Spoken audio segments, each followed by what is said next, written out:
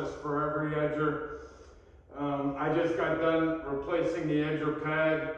If you ever find your spinner is marking up your shoe molding or putting a groove, that's because what happens is the rubber, over time hitting nails, disintegrates, and then you got the metal against it. So if you're making marks, I actually got my new one off of Amazon. I tried it out. It works great. I will put the link in there in the description box if you want it. I think it costs around 70 something bucks, which is a great deal.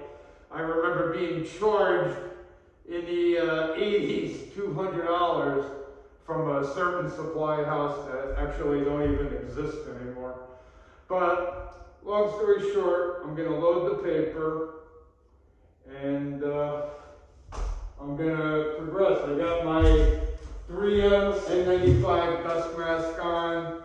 I also have my 3M hearing protector with AM/FM Bluetooth radio. Highly recommend it. I'll put the links for this stuff in the box as always. And disclaimer, if you attempt any techniques or procedures in this video, you do so at your own risk. By watching this video, you agree to those terms. You're on your own. This is for demonstration purposes only. I want to give you an idea of how to edge the floor and how to keep it flat. So with that being said, I am going to load my paper, which I have cut in the previous video. If you did not see that, you can go check that out. I recycled my big machine paper.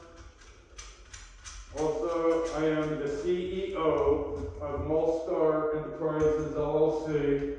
I am a house washing, power washing, floor refinishing company, and other, property management, various endeavors we undertake. Alright, so I got the paper loaded. You never want to over tighten it. When you feel it, snug up, you just give it like another quarter turn. Very important. Anyway, with that being said, this area is not very conducive to filming, so I'm going to show you how I attack this little center area, which has actually got a hump. The name of the game is to try and keep everything flat, so when it's time to fine sand, it's no problem. Over here, when your machine comes up, the big machine, that's why we feather it. Even though we're feathering it, of course, we've sanded it. So the main area is a little bit lower than the edges that are unsanded. So our goal is to bring that down, remove the finish and bring it down, keep it flat. This way we can fine sand it all together to make one very happy wood scenario union. So with that being said, I guess I will get into it. I keep something in my back pocket to keep the cord out of the way, and I got somebody overfilled this darn gearbox. It's dripping a little oil. I don't know what the deal is with that, but anyway, it's not going to hinder me. So I will give you a little demonstration. I'll put these on, so there will be no more talking till I'm done.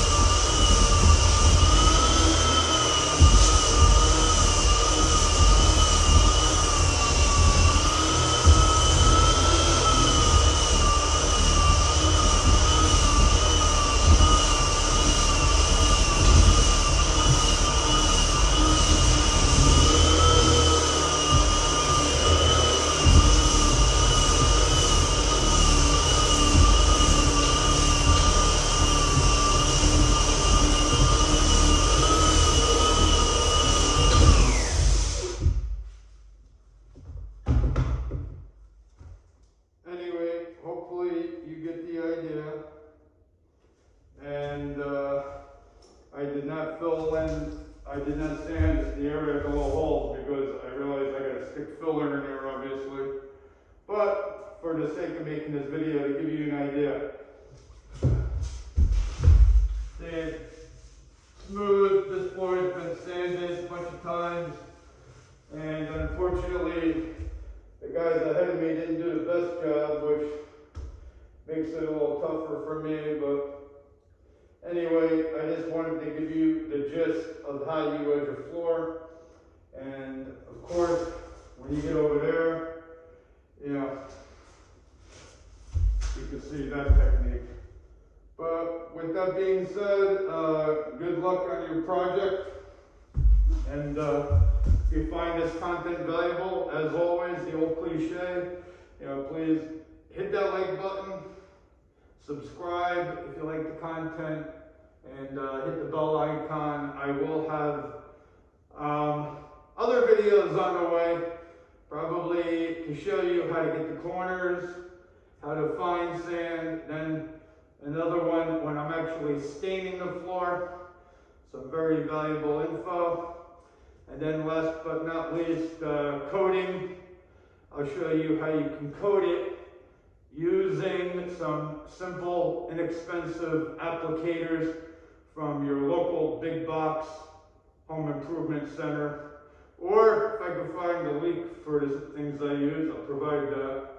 Anyway, have a great, safe day, and peace out.